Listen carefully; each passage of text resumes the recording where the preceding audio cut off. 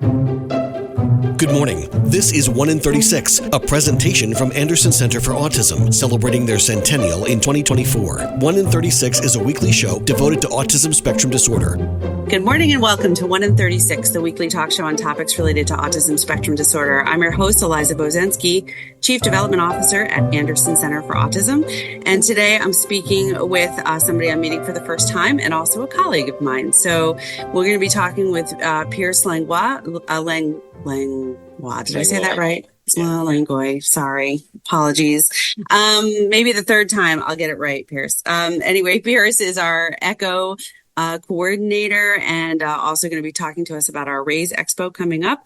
And also Dr. Priya Winston, who is the Director of Curriculum and Clinical Supports of Transitions. And Priya is with us today because she is going to be presenting at our upcoming RAISE Expo. So welcome to you both. Thanks for having us. Thank you. I'm really excited about this. We started RAISE a few years ago, maybe 2 years ago. The third one. It's the third one. All right. And it's really taken off. I think that usually means that it's filling a need. People are responding to it and it's growing. And so this year, I get the chance to hear from you, Priya, about what you're going to be speaking on and presenting on and what you do for your daily work. But just to get us started, Pierce, if I could throw it to you to give us some background on yourself again, just to remind us who you are and what you do at Anderson, and then give us kind of the details on the RAISE Expo for this year. Of course. Thank you very much, Liza. I appreciate that. So I'm Pierce Langlois. I am the Echo Clinic Coordinator at RAISE. That's a specific program that Anderson Center for Autism puts on about once a month, 1 to 2 times a month, depending on how many echoes we have going at once. It's a free virtual case-based learning platform. We bring cases on and have our team of experts go over and provide recommendations for whoever the care provider is putting that case on. But one of my other hats I wear is one of the RAISE coordinators at Anderson as well. So RAISE, or Resources for Autism and IDD Sharing, is the event that we have coming up on October 22nd of this year. It's taking place at the Apex Entertainment Center at the Crossgates Mall. The address there is 1 Crossgates Mall Road in Albany, New York. This is going to be an event that we're trying to get a bunch of different sponsors to come in and really provide resources to the people in that area that want to know what's out there, want to attend. At the Apex Center, it is going to be run as a sensory-friendly event. So essentially what that means is Apex already does this thing called Sensory Sundays. So Sensory Sundays are where an Apex has all their games and all their bright lights and everything. They turn those down or off while still keeping the games on. So that way they can be used, but they have a little bit more, it's a bit more palatable for everyone who would be attending. So that RAISE will run on October 22nd from 4 to 7 p.m. It is completely free, open to the public. Registration takes place online. You can go online to the Anderson website and you'll get a direct link there, or you can go to www.trellis.org/3 third annual RAISE with dashes in between those two words. And we have a couple sponsors we're really excited about. The main RAISE sponsor this year will be Fit and Fun Playscapes, who specialize in these different sensory pathways that are really cool. They're going to be set up actually out front of the Apex Center entrance, so people get to try those out, see if they like them, see how they help, what they look like. But then we also have a couple other exciting sponsors: Walensky Pleat Law, Adirondack Case Management, Prime Care Coordination, and also Transitions. Which obviously nice our other guests. Pierce. Yes. That was well done. I was trying to prepare a little bit for this. So, which brings us Priya, and also I believe Priya is presenting with another one of her colleagues, Dana. So they're going to be at the 5 to 5:15 breakout session. I don't want to get into Priya's the expert, so she's going to go into more on what information she will be presenting on, but I just want to let everyone know what Raise is about. I'm excited to see Priya present, and we're definitely honored to have her at the event. Great. Thank you, Pierce. That's exciting. And again, there's lots of ways to find information about this. That was a lot of info. We'll obviously post this podcast and have it available, but you can go to our website and get more information. And you can contact anybody at Anderson also for more info about Raise. Priya. All right, you are up. And I just want to say, having read a little bit about your bio, I am a social worker as well. And so I'm always pleased to meet a fellow social worker. I think the coolest thing that I find is that we all end up doing incredibly varied types of work, which is one of the reasons that I love the fact that that's the direction I went in school.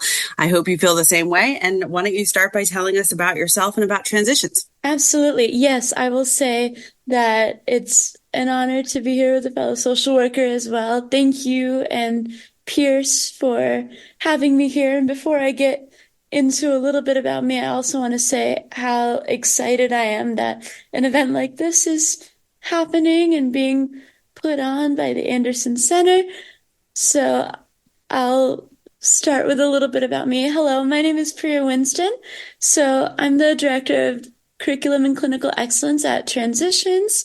So we're a program with 3 locations in upstate New York. We're a program for young adults with autism and learning differences. We work with them to enter college, the workforce, be successful with whichever their goal is, and to also live on their own. The goal is that one day, if their family member caretaker is no longer there, the goal is that they would be okay. And as I said, we have 3 locations in Mayfield, New York, Albany, New York, and Cobleskill, New York, in partnership with SUNY Montgomery Community College, SUNY University at Albany, and SUNY Cobleskill. I'm also the founder of an organization called Experts for Neurodiverse Young Adults. We're a group of people with all different backgrounds. So people with expertise in different areas, law, medicine, mental health, you name it, with specific specialties in supporting people with autism or neurodivergent people. We have people who are parents of children with autism with lived experience, people who are leaders in non-for-profit and business with a vested interest in this population. So that's a little bit about Enya. I'm an adjunct professor with Utica University's Master's in Social Work program. And the final piece, just to give you some context of my work, is the reason I love all of this so much is because I'm a neurodiverse person myself with a learning disability that is not the same as autism, but very similar. Okay. So you've had personal experience, and a tremendous amount of really solid education, and that type of experience. And now you're putting that into practice. And I just want to thank you, Priya, for sharing that, both, the information about transitions and you called it ENYA, correct? That's the acronym for your other organization. And then yourself, because on this podcast, while I often do get the chance to interview colleagues of mine like Pierce about programs going on at Anderson, one of my favorite things about doing this particular part of my job is that I meet a lot of people who have taken a personal experience, whether it's themselves and their own experience as somebody living, living with autism or raising a child with autism, or somebody who's a caregiver, or has just taken any sort of life experience and had it help sort of or be a part of their decision making about what they then do with that experience. And some folks write books, some people start programs, some people become presenters and travel around, travel and share that experience in a lot of ways. So I do appreciate it. And I think that it makes a difference when you're providing that kind of context to the folks that might be coming to hear you present.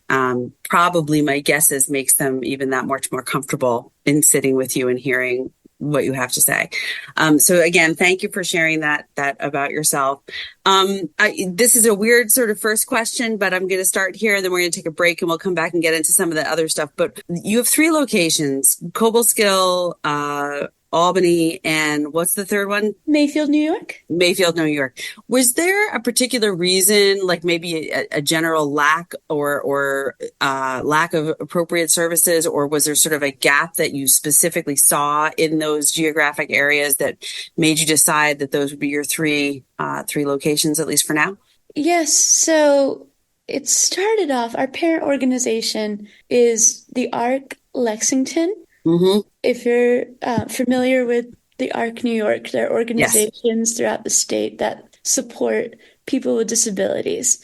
And so we found that there was a need for young people leaving high school that wanted to just learn a little bit of the skills that were necessary and receive some support to achieve their goals of getting higher education, of keeping and maintaining a job, of learning what it takes to survive in your own home away from your family for the first time. So the ARC Lexington is based out of Fulton County, where Mayfield is.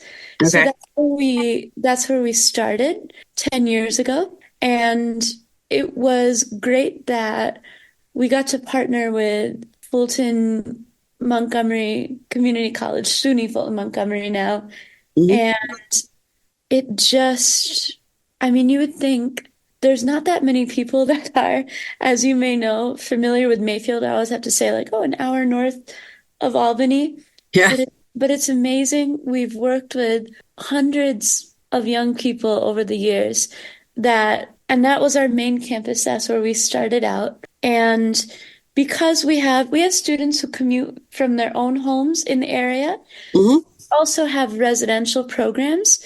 So we've had young people that have worked with us from all over the country, all over the world, that have come to Mayfield for this type of program. Mm-hmm.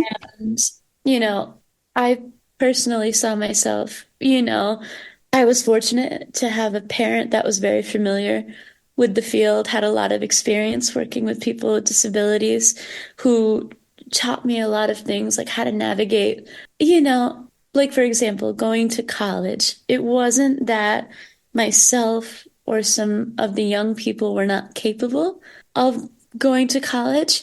It was that, for me, my sense of direction is terrible. So I'm a 3-time alumni of SUNY University at Albany. Mm-hmm. And for me, one of the biggest factors was like finding where all of the classrooms are. So Okay. learning skill, like to plan that in advance, finding where you have to go. Mm-hmm. That was a big, big thing for me. So seeing a program where we could teach people things like that, we had 2 young men that worked with us. They both had experience going to college. 2 of the smartest guys I know. Prior to working with us, they both had experiences with colleges, but their experience ended and they didn't experience success with it. One of them was so anxious socially to interact with other students, interact with other people, that he never left his room. And that's why the experience didn't work for him. It was not because he wasn't capable of doing the work or that he wasn't intelligent enough. It was something like that. Same thing with the other young man. Obviously, his experience was different, but similar. So we see things like that all the time. Same thing for people who want to go straight into the workforce. It's not that they don't have the skills to do a job, but there's little things that they can, if you can take the time to teach someone or support someone with it, they can thrive and be an asset to a college or university or to a workplace. And then 2 years ago, President Terenzio of SUNY Cobleskill extended an offer of partnership to us, and we opened a location there. And we also opened a location in Albany, New York. Mm-hmm. And if you know the Albany area, you might know Stuyvesant Plaza, Mm-hmm. right behind 2 Tower Place Executive Park Plaza, Albany, New York. That's where our Albany campus is located. That's where I work primarily out of. And so we're seeing a need for programs like transitions in these locations as well. Sure, that's great. I appreciate the overview. And I'll just go out on a limb and say, if you had the ability to, the need is probably, everywhere in every city, and certainly in every college town. I think you really explained it beautifully, that these are supports that can help so many people if you just can take the time and have the resources to teach those things that aren't part of the traditional college curriculum, right? So we're going to take a really quick break. Then we're going to come back. We only are going to have a few more minutes because we went a little over that time, but that was fine. And when we come back, I think we'll, Priya, just to give you a heads up, I'd love to have you maybe give 1 or 2 examples of how you go about and your staff go about teaching those types of skills. And then Pierce will give you a chance at the very end to go over the details of RAISE once again. All right. This is 1 in 36, the weekly podcast on topics related to autism spectrum disorder. I'm your host, Eliza Bozensky. We'll be right back. Sometimes I just cannot believe all the storms we've gone through here. I can only hope that we'll be able to leave this house to you one day, baby. You're our legacy. Planning for these disasters will make sure we're safe, and is the best way to protect that legacy. You know what? We should make an emergency communication plan. That way we're ready this year. At my dorm, we have emergency kits for earthquakes and wildfires, but I'm sure there's something more local I can send you with a link. Okay. Smart.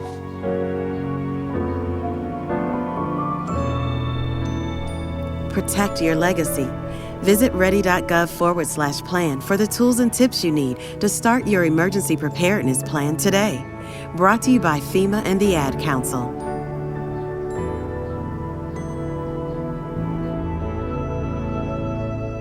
Somewhere, there's a river rushing through the woods while someone rushes through their day. There's a mountain looking up at the sky while someone looks down at their phone. A trail waiting to be walked while someone waits for a latte.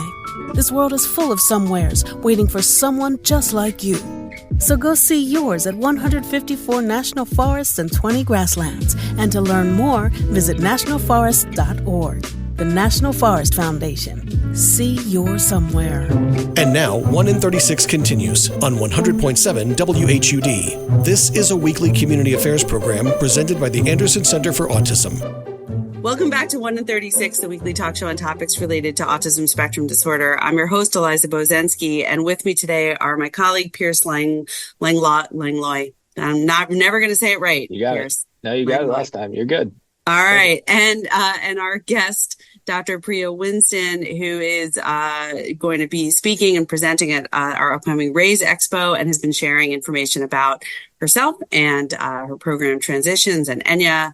And Priya, I'm going to just throw it back to you just in maybe 2 or 3 minutes. Can you just give us one example of how you might go about working with somebody who needed help with that skill? You mentioned one specific one of somebody's ready for college, ready to move out, ready to become more independent, but then the college experience doesn't go as planned because they just don't feel comfortable leaving their dorm room first year. So how would you work with that person to help them take those first steps out that might honestly be make it or break it for the rest of their college time? Yes, so there's a plethora of things that we do to work with people like that who may be dealing with social anxiety. I'll give one quick example that will be kind of a sneak preview to one of the things my mentor and friend, Dr. Dana Reinecke, and myself will talk about. So there's an evidence-based method that a woman named Carol Gray developed called social stories. So prior to when you have to communicate with someone or you have to have a difficult conversation, or even if it's something simple, if you prepare a script or a picture or a visual ahead of time, say it can be something like you have to approach your professor and talk to them about an accommodation you need. Or it can be something as simple, like when you start in childhood, it can be simple as your child telling a server at a restaurant what they want to order. You can create a social story in advance so you can prepare for that conversation. So it can be a picture, it can be a script that you make, and you practice it with them. So this can be anything that parents, mental health providers, teachers can do, or even people with autism themselves. They can do this so that social anxiety is kind of mitigated and they feel more prepared going into certain conversations. I love social stories too, because I think that by and large, they're helpful to just about anyone facing a new situation. College is hard enough for the general population, I think. But I can think of, just in that example that you gave about the person not wanting to leave their dorm room or not really figuring out what you do after that. It could be something like, in the beginning of most college freshman years, there's meetings right in the common room of the dorm with the residence advisors and maybe your floor or something. So it could be, there's a meeting tonight at 7:00 and you kind of back it up to the time where you might start getting ready for that, and it walks you through the steps of getting to the point where you're leaving the room, what to expect. You might see people in the hallway. You might have to share the stairwell with somebody or an elevator with somebody. And then what to expect when you walk into the meeting, and do you have to speak or can you be quiet if you choose to be quiet? And I think that that's a great tool. And it's also one that's so accessible, like you said, for individuals themselves, for caregivers, for families, for friends, for social circles. So thank you for that. I look forward to hearing more about your presentation at Raise. And speaking of that, Pierce, remind us when is Raise and how can people get there? Yeah. So Raise is on October 22nd. That is at the Apex Entertainment Center in the Crossgates Mall. Again, the address is 1 Crossgates Mall Road in Albany, New York. I do want to say, just like Priya was saying, and having the real goal of Raise is to really increase the capacity of families and providers, and to bring that awareness and training to everyone. And the goal of Raise is to spread that knowledge that Priya has. So we would really enjoy anyone who wants to come to attend. Again, it's free. You can get that free registration, free ticket on the Anderson Center for Autism website, or you can go to the site directly at www.trellis.org/3 third annual Raise, with dashes in between annual and Raise. So that, and then Raise does run from 4 to 7 p.m. So it should hopefully give everyone some time to come if they have school or anything like that. So we hope to see everyone there. That's great. I'm really excited that we're doing this for the third time in a row, and look forward to future years. Priya, Winston, thank you so much for coming on the show today. Give us a little preview of who you are and what to expect when you present. I think what you've got to share is incredibly important and impactful, especially for families and individuals who really are eager to have as much information as they can that will be helpful to them and their loved ones. So thank you for participating this year. And Pierce, as always, a pleasure to have you on the show. And thank you both for being here on 1 in 36 today. Thank you for having us. Thank you. This is 1 in 36, the weekly talk show on topics related to autism spectrum disorder. I'm your host, Eliza Bozensky. And remember, Anderson cares. You've been listening to 1 in 36, a weekly presentation from Anderson Center for Autism, celebrating their centennial in 2024. Join them for another edition of the show next weekend.